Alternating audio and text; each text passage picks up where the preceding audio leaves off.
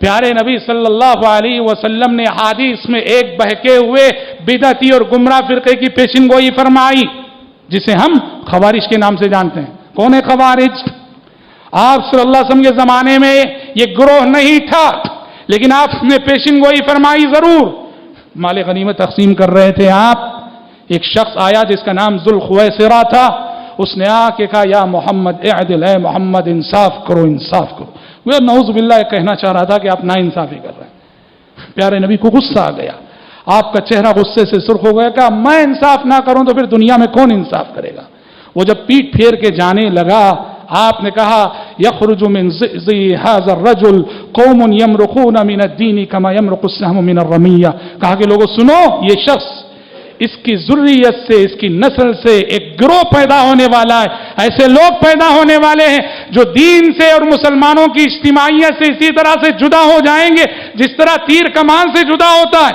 اہل علم کہتے ہیں کہ یہ اسی کی نسل سے آگے چل کے خوارج کی جماعت پیدا ہوئی، خوارج کا گروہ پیدا ہوا، خوارج کا طبقہ پیدا ہوا، جو کہ ایک بہت بڑا بدعتی طبقہ تھا۔ اور اس طبقے کی پہچان کیا ہے؟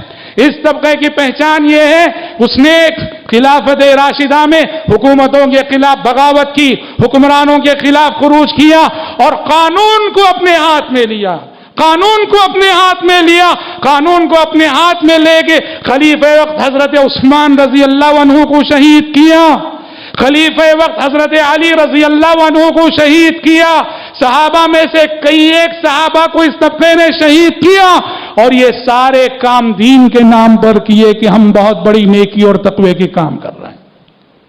پیارے نبی نے اس طبقے کی پہچان یہی بتائی تھی۔ آپ نے کہا ایسے لوگ پیدا ہونے والے ہیں خوارج، جو دین سے اس طرح جدا ہو جائیں گے جس طرح تیر کمان سے جدا ہوتا ہے۔ اور آپ نے صحابہ سے کہا وہ اتنے عبادت گزار ہوں گے بظاہر کہ تمہیں اپنی عبادتیں ان کی عبادتوں کے سامنے معمولی اور حقیر نظر آئیں گی۔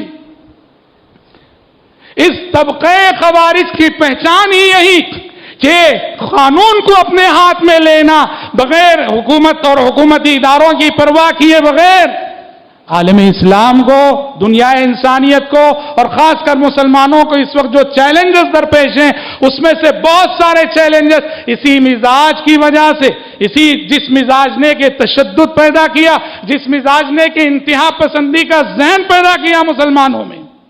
یاد رہے حضرات، امت مسلمہ کو اللہ رب العزت نے امت وسط قرار دیا، کہا وَكَذَلِكَ جَعَلْنَاكُمْ أُمَّةً وَسَطًا، ہم نے تمہیں امت وسط بنا۔ امت وسط کیا ہے؟ امت وسط کے کئی معنی کیے گئے، اس میں سے ایک معنی مشہور تفسیر جو سلف نے کی ہے، وَكَذَلِكَ جَعَلْنَاكُمْ أُمَّةً وَسَطًا، ہم نے تمہیں ایک معتدل امت بنایا ہے، تمہیں اعتدال پہ قائم رکھا ہے، میانہ روی تمہاری پہچان ہے۔